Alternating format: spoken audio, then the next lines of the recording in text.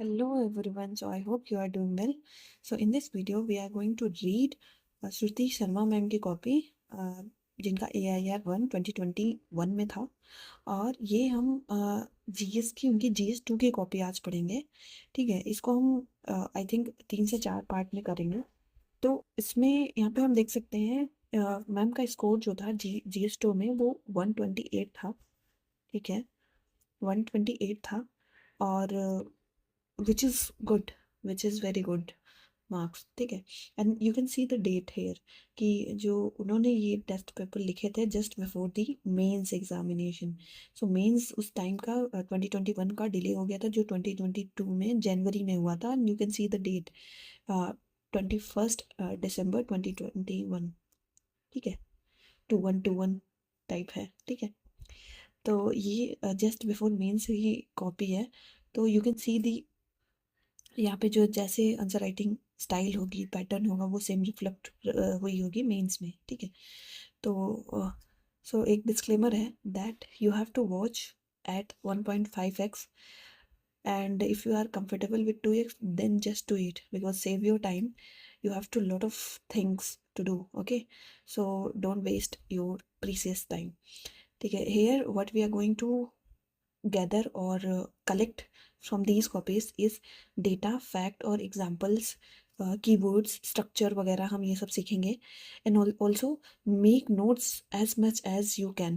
ठीक है, जितना हो सके उतना नोट डाउन करो। ठीक है, सो यहाँ से हमें बहुत कुछ सीखने को मिलेगा। We will learn a lot and जितना मैंने अभी पढ़ा रखा है तो उसमें से मेरे को ये एक चीज़ पता चली दैट यहाँ से हमें एक चीज़ और सीखने को मिलता है कि व्हाट वी आर मिसिंग। जैसे हम GS 2 अगर पढ़ भी रहे हैं तो हम क्या चीज़ें ऐसे छोड़ तो नहीं रहे हैं। ठीक है, तो जैसे मेरे को एक चीज़ पता चली खुद के लिए कि मुझे भाई सेकेंड ARC पढ़नी है। ठीक है, तो ये मेरे लिए था। तो I am going to read it thoroughly. Thoroughly in the sense कि जो जिस्ट वगैरह आती है उसी से पढ़ेंगे basically, not the actual document. So gist वगैरह से ही पढ़ना है, उससे चीज़ें कलेक्ट करनी है। ये मेरे लिए असाइनमेंट है, यू कैन से। तो let's get started from the first question. ठीक है, first question is freedom of speech. Freedom of speech and expression goes goes well beyond spoken word, ठीक है, and written text. However, neither the right enjoyed by citizen nor the power of state to impose restriction is absolute। तो इसको analyse करना है basically. ये पे मतलब direct question है। फ्रीडम ऑफ स्पीच से क्वेश्चन मोस्ट लाइकली होता है, बहुत बार रिपीट हुआ है। You can if you have seen the PYQ of GS 2 you will see the कुछ पेट एरियाज हैं जैसे फ्रीडम ऑफ स्पीच, मतलब article 19 is very very important. बहुत बार रिपीट हुआ है पिछले 10 सालों में। ठीक है, तो सेम लाइन पे है यहाँ पे फ्रीडम ऑफ स्पीच पे। यहाँ पे बोल रहा है कि freedom of speech goes well beyond spoken word. जो spoken word and written text के बियॉन्ड भी है, फ्रीडम ऑफ स्पीच होता है। ठीक है, but neither the right enjoyed by जो जैसे सिटीजन जो इंजॉय, सिटीजन के जो राइट है वो, और स्टेट को जो पावर है टू इम्पोज रिस्ट्रिक्शन, दोनों ही एब्सोल्यूट नहीं है। ठीक है, लेट्स सी। यहाँ से सिंपली लाइकली है कि फ्रीडम ऑफ स्पीच की बात करिए तो यहाँ पे इंट्रोडक्शन जो है आर्टिकल 19 क्लॉज 1 क्लॉज ए, मतलब आर्टिकल 19 की बात करी जाएगी। ठीक है, तो GS 2 में यू कैन से कि कुछ सेट पैटर्न है। Set pattern in the sense कि इंट्रोडक्शन के लिए आपको बहुत ज़्यादा इधर उधर दौड़ने की ज़रूरत नहीं है। You have the sufficient content, like article को कोट करो, दैट वुड बी सफाइस। ठीक है, ठीक है, फिर यहाँ पे हम देखते हैं मैम ने कैसे स्टार्ट किया है। Article 19 clause 1 clause A of part 3 of the Indian constitution stresses on the fundamental rights of freedom of speech and expression as the sine qua non of a functional democracy. Sine qua non एक word है, Latin word है I think. ये इसका मतलब होता है कि मतलब इम्पोर्टेंट है, इम्पोर्टेंट या ज़रूरी है, नेसेसरी। ठीक, तो ये यहाँ पे स्पेसिफिकली मेंशन किया गया है कि 19 क्लॉज 1 एंड क्लॉज ए में freedom of speech and expression है। ठीक है, इतना डिटेल में। Then let's see the first sub reading यहाँ पे हो जाएगी हमारी। It goes beyond spoken words and written text. ठीक है, जो पहला वाला ये हमारा भाई स्टेटमेंट जो पूछा था इसको एड्रेस करना है ना। ठीक है, तो यहाँ पे हम देखते हैं कि it goes beyond spoken word and written text to include, क्या इंक्लूड करता है, the right to remain silent. यहाँ पे रिमेन साइलेंट वाला भी होता है, ये भी राइट है, ठीक है। एंड राइट टू डिसेंट, ठीक है। यहाँ पे जैसे इम्पोज जो कि अकाउंटेबिलिटी ऑन गवर्नमेंट, जैसे फॉर एग्जांपल यहाँ पे है फ्री रोल ऑफ मीडिया, तो यहाँ पे मीडिया को एज अ फोर्थ पिलर देखा जाता है, ठीक है। तो ये हो गया।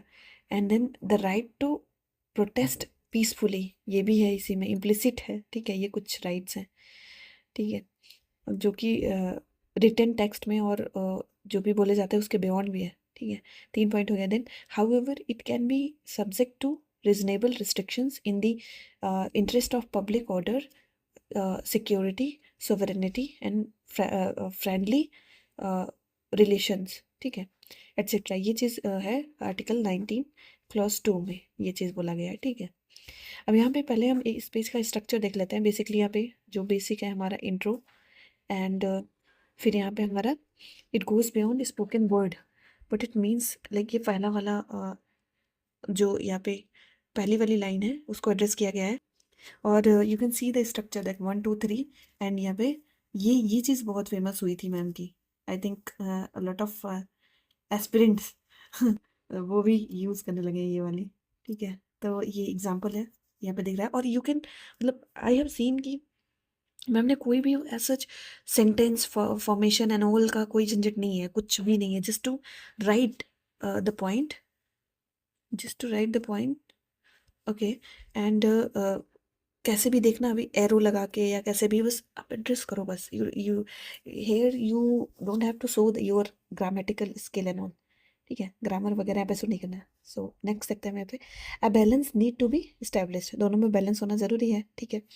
Right enjoyed by citizen not absolute, ठीक है, एब्सोल्यूट नहीं है। कैसे? Should not lead to fomenting of violence, violence नहीं कर सकते हैं, और हेट वगैरह नहीं फैल, हेट स्पीच या ये सब नहीं हो सकता है, ठीक है। ये बोला गया है यहाँ पे सेक्शन 505 ऑफ आईपीसी। तो ये हमारा चेंज हो चुका है, अभी हमारा बीएनएस हो चुका है, तो बीएनएस में हमें चेक करना है कि कौन से सेक्शन में ये चीज़ है। तो यू कैन सी द कितनी मतलब डेप्थ में प्रिपेयर करा गया है कि ऑल्दो अगर हम लिखते हैं तो I if I have to write this question, I just denote this. I just write this one. I couldn't remember this particular section. So you can see the detail, the minute details कितना तरीके से prepare किया गया है, ठीक है। So यहाँ पे ये चेक इट कि ये कौन से सेक्शन का है, जस्ट डू इट नाउ, तुरंत का तुरंत करो। इससे जो है एक लॉन्ग टर्म मेमोरी बनती है जब हम किसी चीज़ को सर्च करते हैं एंड साइमल्टेनियसली करते हैं, ठीक है, खुद से करते हैं। So shouldn't and should not be used to divide people during elections, ये भी है भाई, ठीक है। ये एब्सोल्यूट नहीं है, ये राइट नहीं है सिटीजन को। ये कहाँ पे बोला गया? सेक्शन 125 ऑफ द आरपीए, जो रिप्रेजेंटेशन ऑफ पीपल एक्ट में, ये सेक्शन 125 में ही बोला गया है। तो what ever you can what is you can do here, just note down this कि section 125 ऑफ आरपीए दिस के ये डिवाइड पीपल ड्यूरिंग इलेक्शन, ये ऐसा नहीं कर सकते, ये राइट नहीं है किसी भी सेक्शन का। तो नोट डाउन कर लो, एक वैलिडेशन का पॉइंट मिल गया। Then next, should not lead to defamation, can be restricted for contempting, yes, contempt of court, sorry, contempt of court, and maintaining honor of institution. So ये सब चीज़ें हैं। Next, yet restrictions by state can't be excessive, या you can से कि absolute नहीं है, state का जो रिस्ट्रिक्शन है वो भी एब्सोलूट नहीं है। कैसे? यहाँ पे देखो, stifling dissent through wrongful use of sedition, ठीक है। अब ये जैसे स्टेट को ये सेडिशन के ऊपर बहुत सारे केसेस आते हैं हमारे यहाँ ना कि किसको आप बताओगे कि ये सेडिशियस वर्क है या सेडिशियस स्पीच है, ठीक है। एंड जैसे यहाँ पे एग्जांपल दिया गया है कि ओनली 3.3% कन्विक्शन जो है अंडर सेक्शन 124A, ये जो है प्रोसेस बिकम पनिशमेंट, एनसीआरबी का डेटा है कि ये जो कन्विक्शन रेट कितना लो है। इट शोज कि कितना मतलब स्टेट के अंदर में कंट्रोल होता है कि बस वो किसी को भी सेडिशन लॉ के थ्रू पनिश करता है, ठीक है, as such, but the conviction rate is very low. Next, weak provision of public order, ठीक है, वेग प्रोविजन ऑफ पब्लिक ऑर्डर, ऐसा ऐसा भी नहीं कर सकते हो आप। बेसिकली अगर देखो तो यही चीज़ को आप घुमा दो कि भाई पब्लिक ऑर्डर, डिसेंसी, मोरलिटी के खिलाफ आप ये subject to reasonable restrictions, but यही को बता सकते हैं। यही स्टेट को भी रिस्ट्रिक्शन है कि भाई पब्लिक ऑर्डर का जो प्रोविज़न है वो वेग है, उसको यूज़ उसको यूज़ किया जाता है पॉलिटिकल अपोनेंट के खिलाफ, ठीक है। And then excessive use of anti terror legislation, जैसे उपा वगैरह, इसको भी आप नहीं कर सकते हो, ठीक है, बहुत ज़्यादा। देन यहाँ से अब हमें वैल्यू एडिशन का पॉइंट मिलेगा, this as per second ARC, ठीक है। Second ARC, singing from the same song book, ठीक है, singing from the same song, एक यूँ कह लो कि ये प्रेज है, एक लाइन है अच्छी सी, गुड, एक अच्छी लाइन है जो कि हम यूज़ कर सकते हैं, is not patriotism, so a balance between national security and individual freedom is needed, ठीक है। पैट्रियोटिज्म का मतलब ये नहीं कि singing from the same book, जो भी एक ही किताब से सभी वही वो चीज़ बोले, ठीक है। सेकेंड ARC का है, ये हम नोट कर सकते हैं। आई थिंक यहाँ से just note down this, and I think yes, ये वाला सेक्शन 125 ऑफ द RPA, ये लिख के जस्ट बगल में इसको साइड में इसको लिख दो, divide people and during election short में। नेक्स्ट क्वेश्चन देखते हैं यहाँ पे। अच्छा, यहाँ देख सकते हैं हम कि यहाँ पे जो भी पूछा गया वही बताया गया है कि भाई देखो, ये पहले वाली जो लाइन थी उसको भी एड्रेस कर दिया गया है, यहाँ पे क्या क्या राइट होते हैं, एंड देन ये इंजॉयड सिटीजन के ऊपर ये रिस्ट्रिक्शंस हैं उसको भी बता दिया गया यहाँ पे। देन स्टेट के ऊपर क्या रिस्ट्रिक्शंस होते हैं, एब्सोल्यूट नहीं है, वो भी बताया गया। नेक्स्ट क्वेश्चन देखते हैं, do you agree that presence of concurrent list in 7th schedule goes against the federal spirit of distribution of power? How has judiciary applied the doctrine of pits and substances for resolving question of legislative competence on different list of 7th schedule, ठीक है। तो ये question है, ये question का मतलब वही 7th schedule का कॉन्फ्लिक्ट ऑफ, यू कैन से कॉन्फ्लिक्ट ऑफ इंटरेस्ट नहीं, आई वुड से कि जो स्टेट और सेंटर और स्टेट जो रिलेशन है उससे रिलेटेड है, ठीक है। तो इसमें इससे let's see, the presence of concurrent list in 7th schedule is derived partly from the Australian, okay, Australian constitution whole, and while overriding power of center on the list is taken from the Canadian federalism model। तो you can से कि ये देखो, prelim का हमारा जो है ये सब कहते हैं ना कि प्रीलिम का knowledge is not useful for mains and all, नहीं ऐसा नहीं है, you can just use it in your introduction, conclusion and in between of the body part also, ठीक है। सो यहाँ पे देखो, Australian constitution and Canadian federalism, कितने डीप में बताइए अंडरस्टैंडिंग है यार, वाह, गुड, नाइस, ठीक है। तो ये इंट्रोडक्शन हो गया हमारा। देन और एंड इसके अलावा अगर हम वैसे लिखते भी तो क्या लिखते हैं, 7th शेड्यूल के बारे में, 7th शेड्यूल के बारे में बेसिकली पूछा है तो इंट्रोडक्शन हम क्या ही लिख सकते थे, कंकरेंट लिस्ट के बारे में लिखते 7th शेड्यूल में, बस ये लिख सकते थे कि, एंड ये 7th शेड्यूल इसमें दे भी दिया है। कंकरेंट लिस्ट अगर होता कि कंकरेंट लिस्ट एंड ये 7th शेड्यूल में होता, तब हम लिख सकते थे कि concurrent list, presence of concurrent list in the Indian constitution in the 7th schedule में है, ऐसे कुछ हम करके लिख सकते हैं। बट यहाँ पे देखो, Australian constitution and Canadian federalism model के बारे में बताया गया। Then it has been seen by some states like Rajamannar commission जो बना था, यस, आनंदपुर साहिब रेजोल्यूशन, ये लक्ष्मीकांत में भी है, तो उनके द्वारा कैसे ये देखा जाता है, टू बी अगेंस्ट फेडरलिज्म। उनकी रिपोर्ट में यही था कि ये फेडरलिज्म के अगेंस्ट में है, सेंटर स्टेट रिलेशन, मतलब centre just curb, centre want to control over state, ठीक है, ऐसा इनकी रिपोर्ट्स में दिया भी गया था, रिकमेंडेशन भी कई सारे आए थे। तो उसमें देखते हैं क्या है, ever ever expanding item as compare to state list, yes, state list में कंकरेंट लिस्ट को ही एक्सपेंड कर रहे हैं, ठीक है। Import important way to exercise power over state matters, like for example जैसे यहाँ पे use of entry 33 concurrent list में ही एंट्री कर दिया गया था फॉर्म लॉ को, इवन तो वी नो कि फॉर्म जो है फॉर्म लैंड ये सब जो है फार्मिंग वगैरह स्टेट लिस्ट के पार्ट है, बट यहाँ पे देखो कंकरेंट लिस्ट में डाल दिया गया एंट्री में, ठीक है। Then against against clean separation of legislative powers in favor of center. ठीक है. However, the constitution makers envisaged Indian policy to be a federalism with censorship, centralizing tendency. Okay, centralizing tendency in interest of political stability and unity. ठीक है. So ये passing, you can say you can see the same pattern in question number 1 also, कि वहाँ पे भी जैसे first सब heading को एड्रेस करने के बाद एक पासिंग लाइन यूज करी गई है.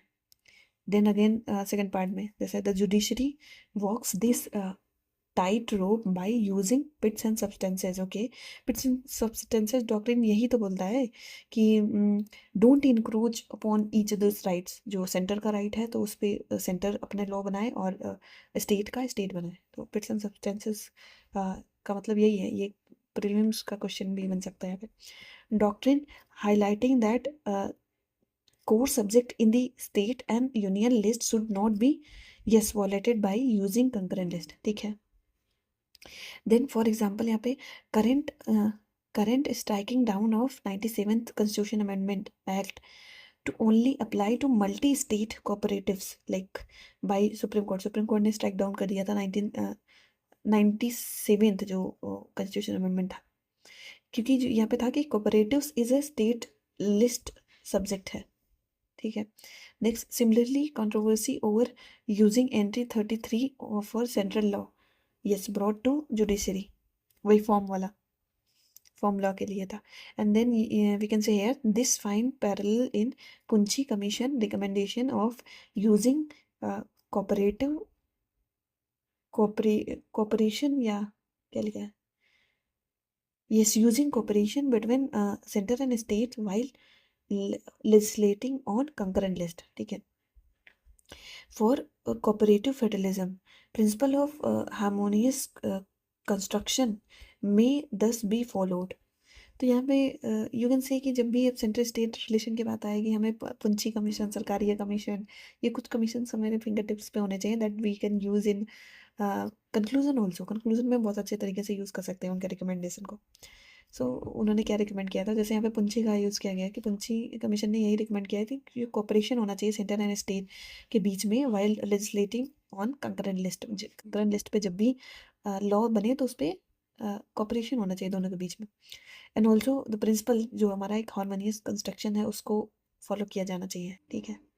नेक्स्ट क्वेश्चन देखते हैं. use of ordinance making power to bring governance reform not only dilute the accountancy of executive to legislature but also fail to generate popular consensus on the issue of यहाँ पे मेरे को समझ नहीं आ रहा. I think moral importance या I don't know कि यहाँ पे क्या लिखा है. Importance examine the examine with examples. ठीक है. तो ऑर्डिनेंस के बारे में पूछा है तो यहाँ पे डायरेक्टली हम ऑर्डिनेंस से ही स्टार्ट करेंगे. The executive power of ordinance granted to the president as an incursion its legislative powers was meant as an exception in extraordinary circumstances rather than the norms. नहीं होना चाहिए, यही तो बोला गया कि ये एक्स्ट्रा ऑर्डिनरी सर्कमस्टेंसेज में यूज़ किया जाना चाहिए. इवन तो हम ऑर्डिनेंस मेकिंग पावर प्रेसिडेंट का क्या है 1 2 3 और गवर्नर का हमारा 2 1 3 है ना. ठीक है. तो ये भी हम लिख सकते थे आर्टिकल की ऑर्डिनेंस जो पावर है at the centre level 1 2 3 and the at the state level या गवर्नर के पास 2 1 3 में है. ऐसे भी हम इंट्रोड्यूस कर सकते थे. It's okay. ठीक है. तो आर्टिकल से भी हम इंट्रोडक्शन लिख सकते हैं. Then yet multiple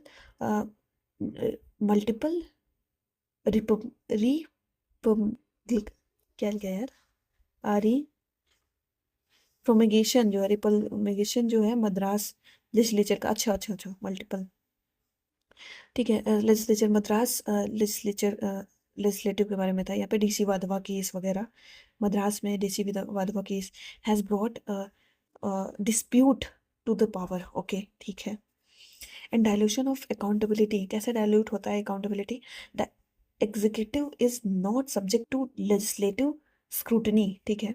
executive is not subject to legislative scrutiny, for example यहाँ पे नो कॉन्फिडेंस मोशन जो रेजोल्यूशन है, सो इससे क्या होता है कि लीडिंग टू पुअर अकाउंटेबिलिटी, ठीक है, okay.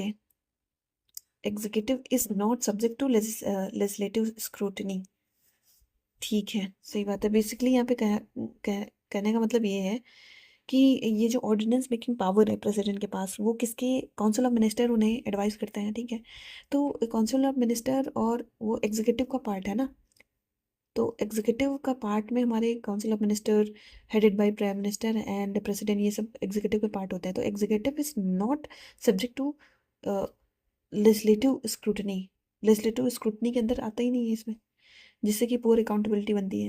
And then lack of discussion on provision of the law, सही है, सिंपल पॉइंट है, डिस्कशन नहीं होता है। Means of avoiding legislative delay, ठीक है, and not enough powers like proprietary audit is not mandatory, ठीक है। एंड सीक्रेट, जैसे यहाँ पे क्या है, secret service expenditure can't be inquired into, and only post facto role use किया जाता है, यहाँ पे देखा जाता है। सो दस नीड फॉर री एवोल्यूशन, री इंटरवेंशन, ठीक है, इसीलिए हमें री एवोल्यूशन और री इंटरवेंशन की जरूरत है। एंड फॉर इम्प्रूविंग गवर्नेंस, जैसे फर्स्ट नंबर पर हमारा गवर्नेंस को इम्प्रूव करने के लिए ये ज़रूरी है, कैसे, ये प्रोपराइटरिंग ऑडिट जो है शुड बी मेड मैंडेटरी, ये सेकेंड एआरसी का रिकमेंडेशन है, इंश्योरिंग बेटर चेक, ठीक है, सेकेंड एआरसी ने बोला है, ठीक है। फिजिकल ट्रांसपेरेंसी की बात करें तो यहाँ पे मोर स्टाफिंग एंड पावर की ज़रूरत है यहाँ पे, ये compulsory to review major government schemes, जैसे फॉर एग्जांपल यहाँ पे है गुजरात स्वच्छ भारत, यहाँ पे ये एग्जांपल मेरे को बड़ा अच्छा लगा, I tell you later, like Gujarat Swachh Bharat अभियान जो था, जो स्कीम है, गुजरात ने ये हाईलाइट किया था कि non sanitable houses despite positive government claim.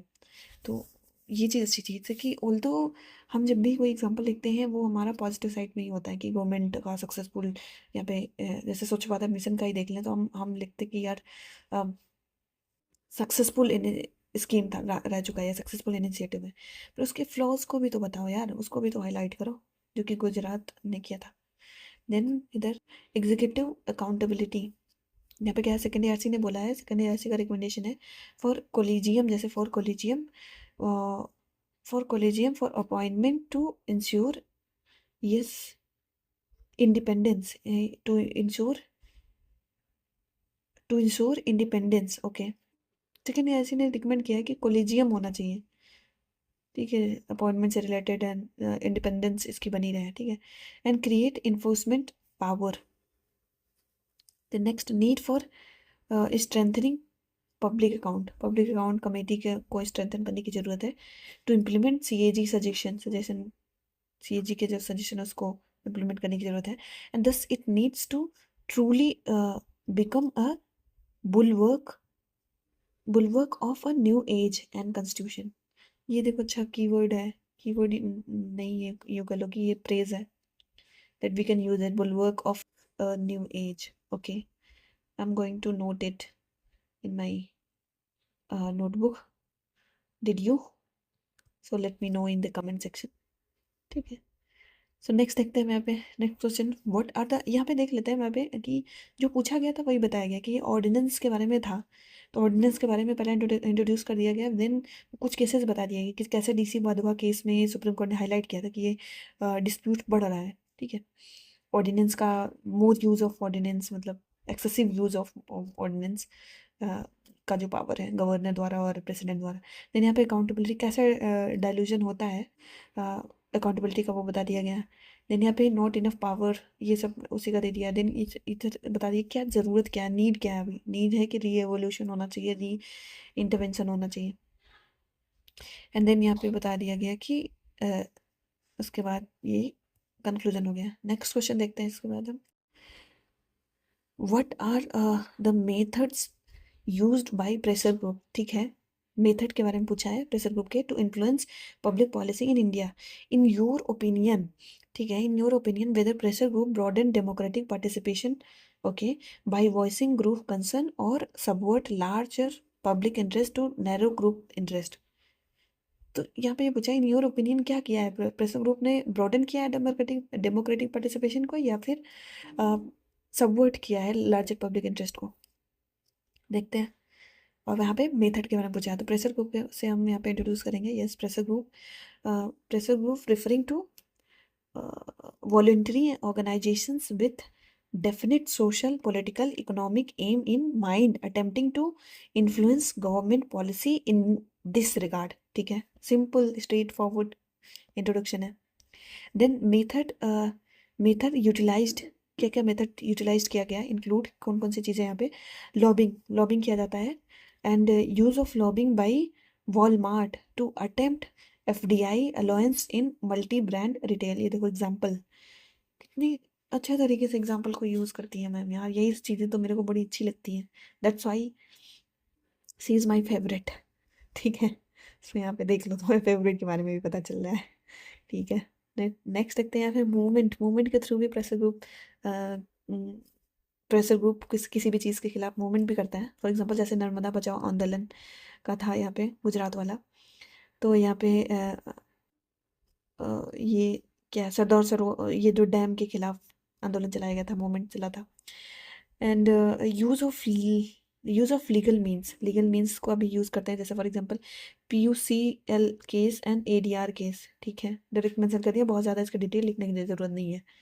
तो वी एक्सपेक्ट कि एग्जामिनर को इतना पता है। ठीक है, and use of PILs and supreme court is bring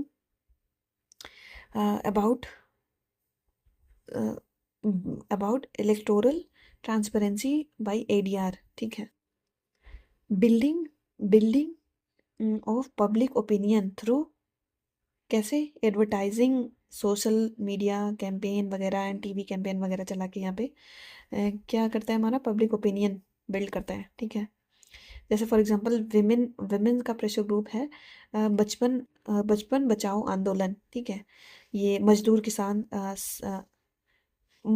किसान शक्ति संगठन। ठीक है, ये RTI एक्ट वगैरह से रिलेटेड है, राजस्थान का था ये संगठन। Then impact of pressure group का इम्पैक्ट क्या है, यहाँ पे देखो ये क्या करता है, ब्रॉडन डेमोक्रेटिक पार्टिसिपेशन को बढ़ाता है। ठीक है, एंड लीडिंग टू सब्सटेंसिव